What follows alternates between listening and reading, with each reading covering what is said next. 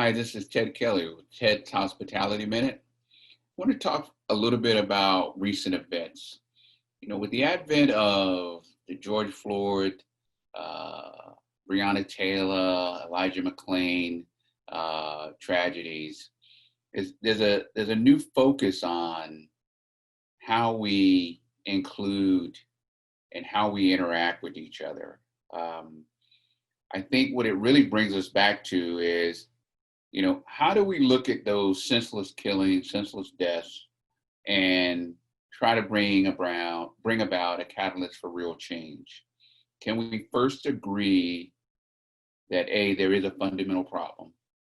And then B, can we agree that we need to look at how we can hit the reset button?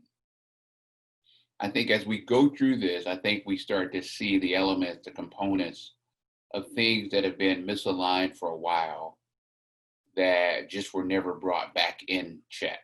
And I think, if we really do the due diligence, look at how we kind of got to this point, I think we begin to realize that there were things happening right before our eyes that we just never really responded to. And I think George Floyd kind of really poured water or shed light on it.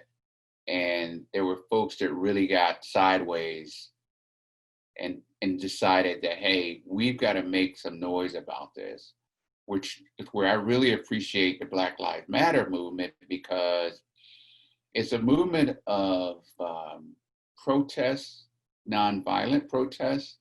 And I think in some ways there are folks out there that still don't understand how to do that properly. So you've got folks out there trying to really push for change the right way, which has been the fundamental way to get change in America. But you've got folks that come in that are not necessarily trying to do it the right way, and things get sideways, and all of a sudden you've got fires, you've got riots type situations going on. But more importantly than that, which I don't really want to focus on that piece because I'm not a proponent of that, I'm just saying change has to be brought about some way. And typically in America, that's been done with nonviolent protests and people speaking out loud and speaking front and center about the situation when it's been wrong.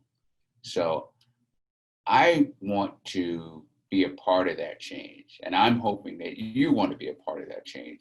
The question for you and for me is, how do we do that? And how do we be a part of a positive narrative as opposed to being a part of a negative one? I'm interested in hearing your thoughts. Let me know what you think. This has been Ted with another Ted's Hospitality Minute. Thanks for your feedback on this. I'm really interested in hearing it.